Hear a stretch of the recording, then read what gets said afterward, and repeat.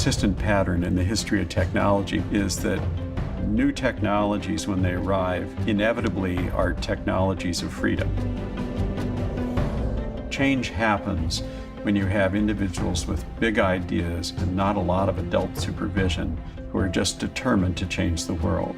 There are few transformative technologies that we have seen as human beings, and they all start at being experimental in nature, then they become doable but super expensive, to now everybody can afford it.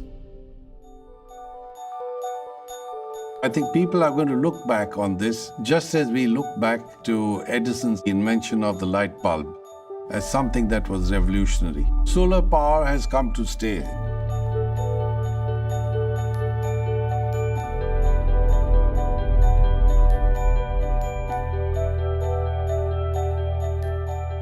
In certain places, it's now equal cost to buy solar power as it is to buy coal power. That's a big deal. We used to buy a panel for $2.50 a watt. Today you can buy them for 55 cents, 60 cents, 65 cents. Solar photovoltaic system is just a big chip. And Moore's law states that the density of circuits we can put on a chip doubles about every 18 months. Today, the modules we make are producing more and more and more power in the same space. It's enabling the world to move to solar at a more rapid rate. Centralized power plants, they take 3-4 years to build. We built our Chilean 100 megawatt project that takes care of 20,000 homes in 3 months. La planta Amanecer Solar de SunEdison y CAP sin duda representa un hito en el desarrollo eléctrico en nuestro país.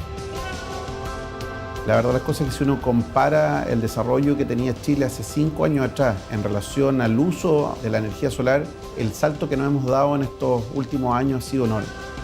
We're really at a tipping point. We're producing the purest polysilicon that provides 10 times the productivity.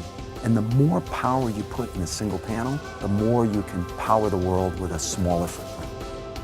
There's 2 to 3 billion people who either don't have electricity at all or have very unreliable one. This year we'll do around maybe 30, 40, 50 villages around the world between Africa and India. Next year we'll do 100 or 200. Every 100 is 50,000 people.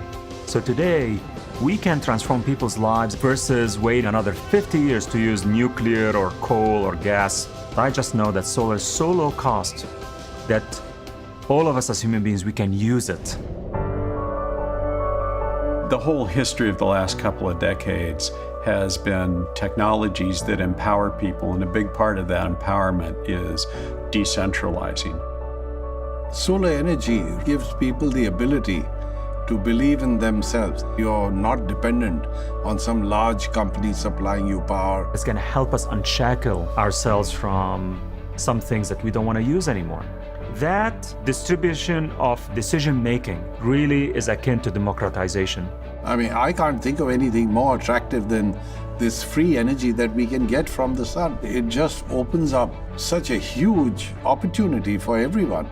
Except that it's not the government top-down, it's consumers bottom-up. We can be creators ourselves. We can be the source of energy for our neighbor.